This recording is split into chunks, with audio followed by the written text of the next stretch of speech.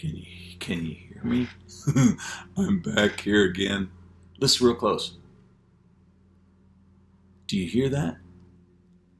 That's a lawnmower, and it's my son, and he's mowing our yard. It's a beautiful day here. It's like 84 degrees. We're so thrilled. And he's out there just mowing it and making it look good. But boy, the waspers are out. Man, they are everywhere. I'll tell you what. But anyhow, 18, 17, 16.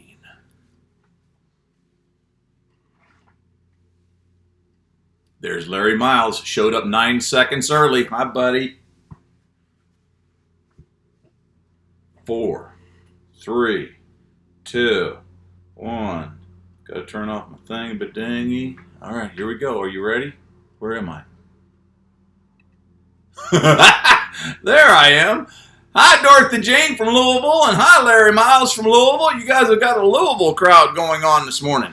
Yeah, can you hear my son out there mowing? Oh my, it's actually kind of warm. It's a little, not a little, it's humiditated. 77 in Louisville, says the weatherman Larry Miles.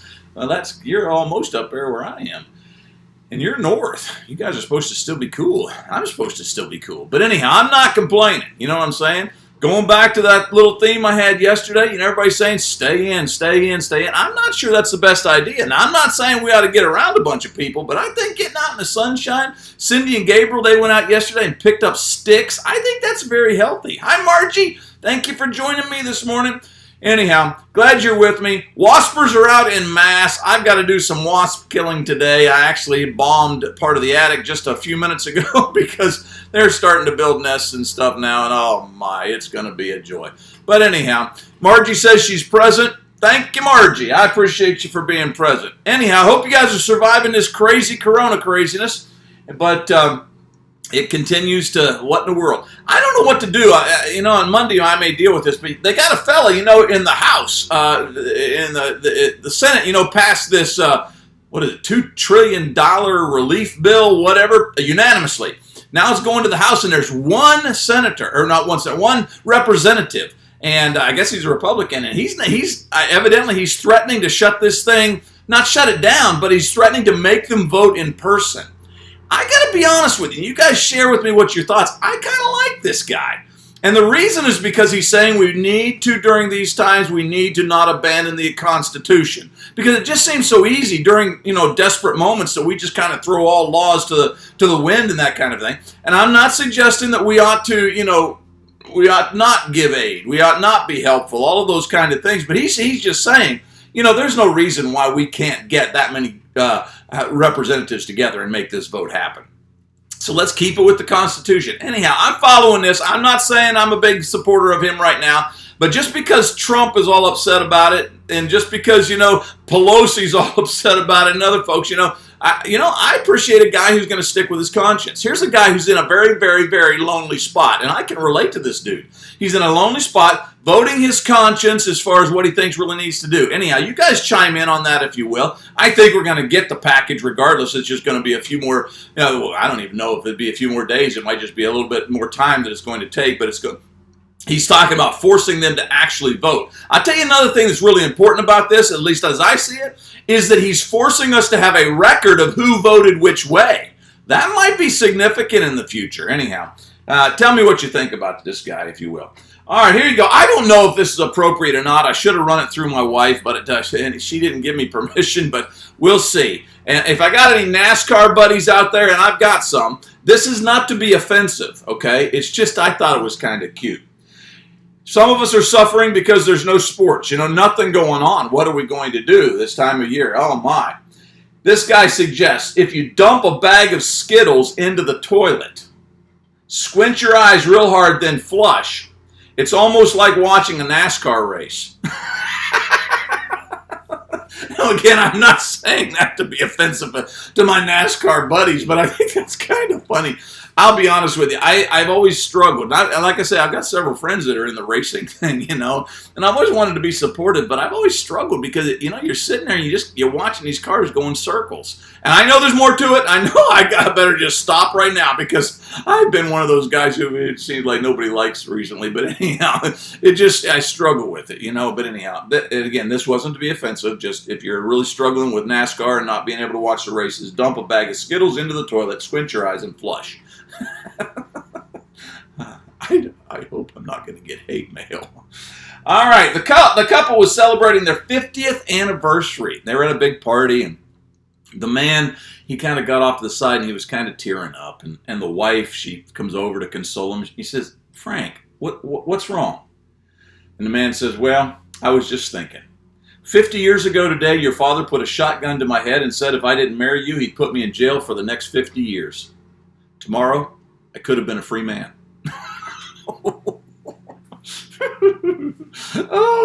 Oh, I'm not even going to repeat that because I don't want to get in trouble with people. Cindy and I aren't into 50 years yet. We've only got, I think, 37 under our belt.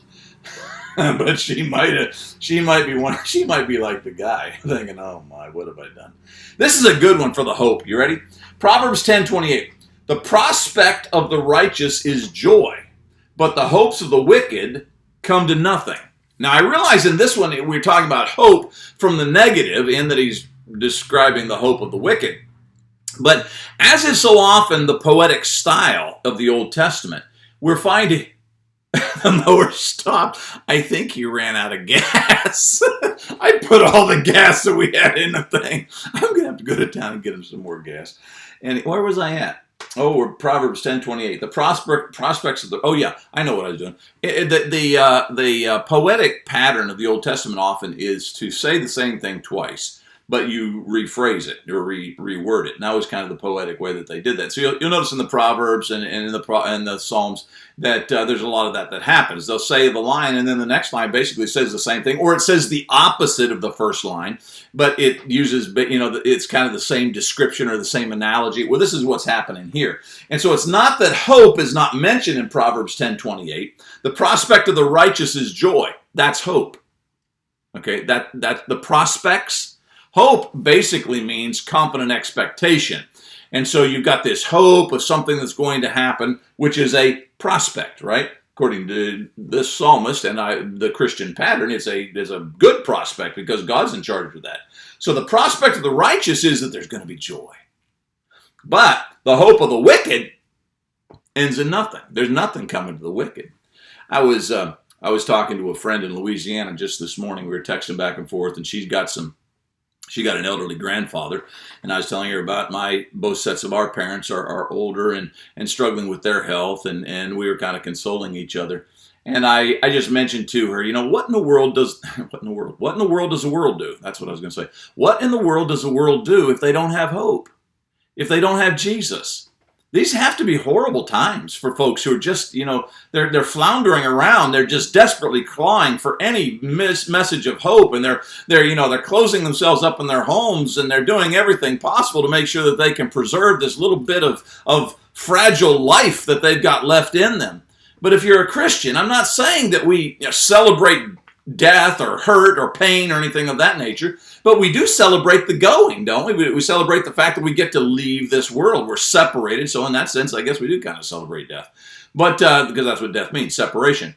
But I was just sharing with her, asking her, what do people do in situations like this? Well, I'll tell you, because the psalmist already said it many, many years ago. He said, the prospects of the righteous is joy, yes, but the hope of the wicked, it comes to nothing. They got nothing, What does an atheist grab onto as he's sucking in his last few breaths of air, knowing he's about to die?